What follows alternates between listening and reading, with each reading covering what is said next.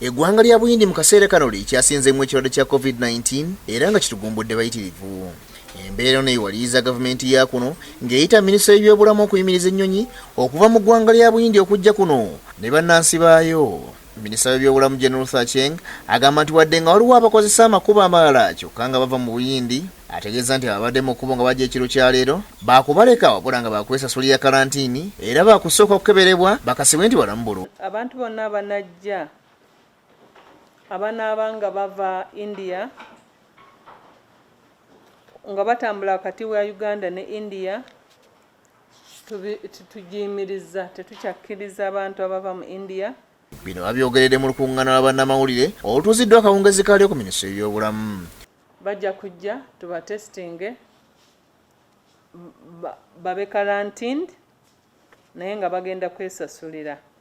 Omuwandiisi w'enkalakkalira ya minisitule y'ebyobulamu Dr. Diana Atwine ategeeza nga mu kiseera kino Uganda bwe yalumbiddwa ebika bya COVID-19 ebirala ebiri mu mawanga agali mu mbeera embi. Mu kukebera omwo ne tusanga nga mulimu variant eya India, ya South Africa, ya Nigeria, UK ne Uganda variant.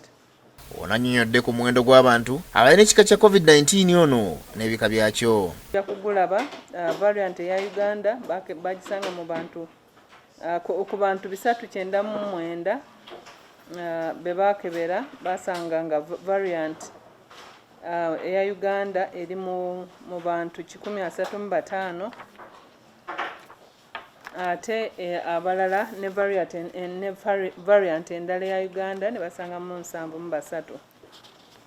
Ate abantu 15 babasanga mu variant ya South Africa ne ya UK 15, ya Nigeria 13. Bano balabudde ku muyaga wa COVID-19 ogwokubiri wabula ne bategeeza nga bwe waliwo enteekateeka gye bataddemu bagenda okuyita okukinnya ku nfeete nga beetaaga obukadde bwa $290 200. I want to state this very categorically clear to Ugandans. Don't look at the preparation of the healthcare facilities.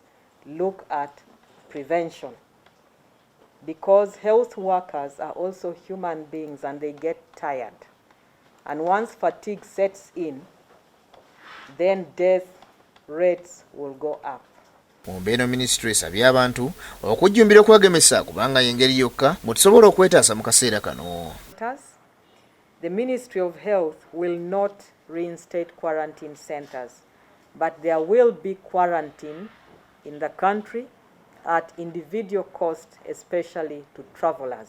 Y'omukugu okuva mu kitongole kya World Health Organization alambuludde ku nsonga lwaki eddagala lya COVID-19 lyaggwako ate nga likyaliwo.